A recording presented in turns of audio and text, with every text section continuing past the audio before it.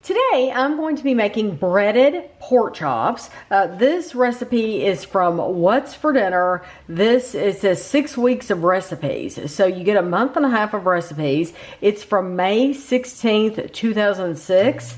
And it says RD Specials. I wonder if that's a Reader's Digest thing. No, it's not. It's Riemann Media Group, 2006. So whoever did those, the Riemann Media Group. I don't know if you buy these at the grocery store or what. I found them at Half Price Books, some of these magazines.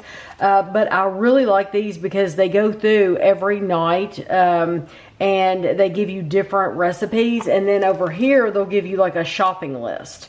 And so you get a shopping list of what you need if you want to make those recipes. So for the breaded pork chops, if you've ever made pork chops, this is the same basic recipe at the beginning. You need the pork chops. I'm using pork tenderloins because they are, that you don't have to pull the bone. And they're also, I think, more tender. They fall apart more. They're just easier to eat than a pork chop. Pork chops are just a little bit tougher. But you need your 4 pork tenderloins or pork chops. You need an egg.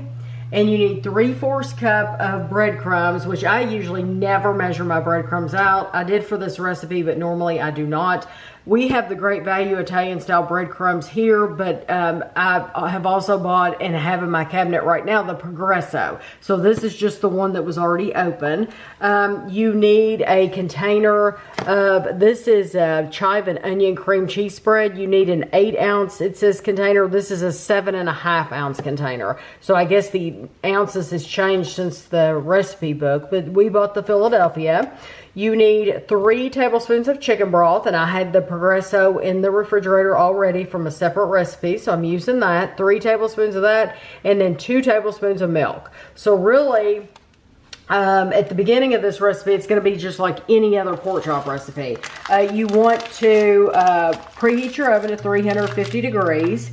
And then I am using a cookie sheet. I put a piece of parchment paper on a cookie sheet, and you're going to bake these. So normally, I like to fry these just because we love them fried.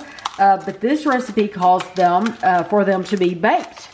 And so I'm completely fine with baking them too. I have a recipe on the channel where I have baked them before. So your egg, all you want to do is break up your egg with your fork.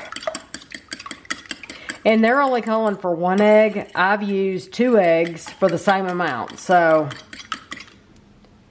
it'll be fine though. So you just want to take out your pork loins. And these are bigger than you think, because a lot of these are folded in the packaging. And so they're bigger pork chops than you think they are. And you just dredge them through the egg. And then you want to immediately put them in your breadcrumbs. And I like to press them in there. And your hands are going to get dirty. If you want to use kitchen gloves, you can. I never do. I just get it all over my hands. So we're going to make sure that all that egg gets coated. Make sure all the pork chop gets coated. Because to me, that's the good part, is the breadcrumbs. That's part of the good part. And then we're going to move it immediately over to our cookie sheet. Is what I have these on, is just a cookie sheet. Nothing fancy at all. So I'm going to do the same thing with the next 3. And if you want a bigger bowl than what I got, go ahead, because I did make a little bit of a mess, but that's okay. But we're going to, after I get all 4 of these on the pan, we're going to basically, you're going to bake them for 30 minutes in the pan. I'm going to, it doesn't say anything in the recipe about flipping them over, but I'm going to, about 15 minutes. I'm going to set my timer for 15 minutes, and I'm going to flip mine over, and then I'll reset it for another 15, and then I'll take them out. But the other stuff that I got out, the chicken broth and the cream cheese and the milk, that is where this recipe is different, and it's going to give it a completely different flavor. And that is, we're going to do that when these pork loins have about 10 minutes left in the oven.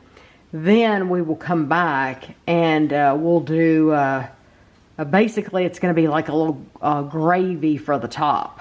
But Kevin and I are both, we really like that cream cheese and chive flavor. And so I just think it sounds really good. Normally I'm not a fan of white sauces or white gravies or anything like that. But because this has that onion flavor, I'm really, it just sounds good. I'm excited about it. I think it'll be nice. And it's always nice to try your pork chops in different ways. So we have a video on the channel, and I've made these same pork tenderloins. I have like 5 different recipes in one video where we made them 5 different ways in one video. And so if you want to check that out, but there's just so many things you can do. With barbecue sauce, you can use Cheez-Its. You could do Doritos. You could crush up Doritos and use Doritos for a topping and then bake them. There's just all kinds of things you can do to make it tastes completely different. So I'm going to get these in the oven, like I said, flip them halfway through, but then we'll be back when it's time to do the gravy on top. In a small saucepan, I've already removed the seal from this, the silver foil, but you want to add your cream cheese to a small saucepan, the whole thing, and then you want to add your milk as well as your chicken broth. And you want to cook and stir over medium heat for 5 minutes or until it's smooth and blended. So the cream cheese melted nicely. It's a nice thick texture, and there's no big chunks or anything like that in it. So I'm going to leave this on medium heat until our pork loins are ready or fully baked. So these were in for a full 30 minutes, and I stuck this thermometer in each one of these, and they have to be over 160 degrees or over. And so all of these are over 160 degrees. So that means they are fully cooked, but I wanted to show you that. And I love this digital thermometer. I think it's awesome. So I'm going to set that to the side, and I'm going to get our pork chops.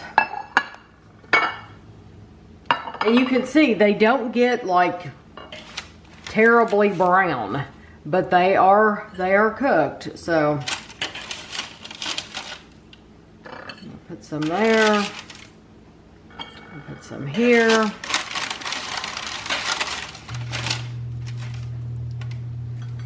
And then I'm going to put some of our sauce over the top. Would you like sauce on both of yours? Sure. Okay. Because that's how I would like to try it as well. You might as well. There we go. Put some on this one.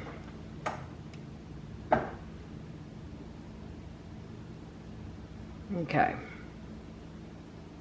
So this says it makes 4 servings. So you're right. If you made side dishes, it would make 4 servings if you had one apiece.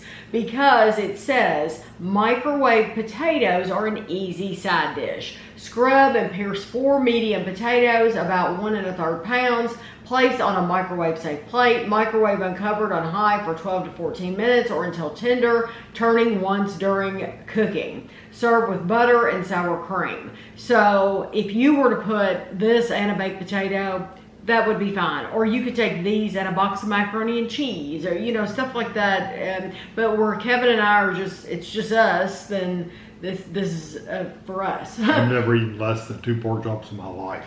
I know.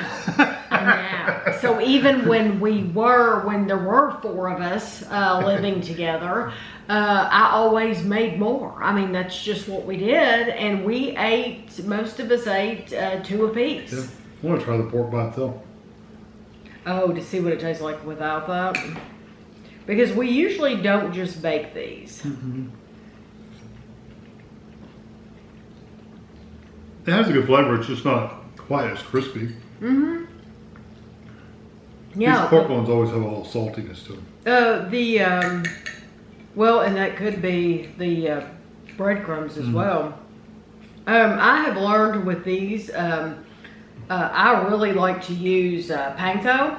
Yeah. So what I'll do is I'll do half panko and half flour, and I'll mix those, but then I'm frying them too. But they're delicious and they get extra crispy.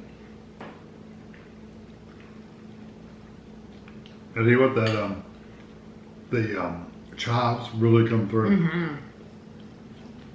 That's why I wanted to do this video, because I know we like that. It's really nice, and it's a nice texture too. I had looked at the Borson brand because we really like the Borson brand, but it was a much smaller package. It was only like 5 ounces, and you need 8, I think. And so I would have had to have bought 2 of those. And so that was in one section of the grocery store. And so Kevin said, let's wait until we get over to where all the other cream cheeses cream were. Because I thought Philadelphia had one. Right. Well, when we reviewed it before. And so when he found that, it's like, oh yeah, must be what they're talking about. That's the only thing about some recipes is sometimes there's a little bit of guesswork if you don't know exactly what they're talking about, because they don't want to promote a certain product. Right. They're not going to tell you, buy Philadelphia or buy this brand. You sometimes you have to find it on your own. Or they don't make it that brand name anymore. Mm-hmm. Yeah, Mm-hmm. they've quit selling that particular kind. Mm-hmm. You got to get something to substitute with. Oh yeah, especially with cake mixes. Mm-hmm. Some things that they sold a long time ago, they don't sell anymore. Flavors and things like that. Yeah, so what do you think? I think it's really good. I do like it quite a bit. It's something different. I wouldn't want to eat my pork tenderloins like this every time. No. But I do like it enough to where it's like, hey, if you want to throw some of that in every once in a while, you could. Yeah. And I bet you could heat that up and melt it. Mm-hmm. And if you made a batch of it and you had leftovers, you could probably put it in the fridge and save it and heat it up, wouldn't you think? You probably could. I'm also thinking, even though I do ours with the panko and it's nice and crispy, what is stopping you from putting that same drizzle over the top of that? Yeah, just fry them if you want to. You don't have to bake them. Yeah, you don't have to. But it was nice to bake them. It was nice to try them this way. Well, you don't have to watch them. No, didn't have to watch them at all. And in 30 minutes, they were completely done, as you saw. So this is very, very easy. Very good. So you'll have to let us know if you have anything like this, maybe a different sauce that you use. But I hope you enjoyed the video, and thanks for watching.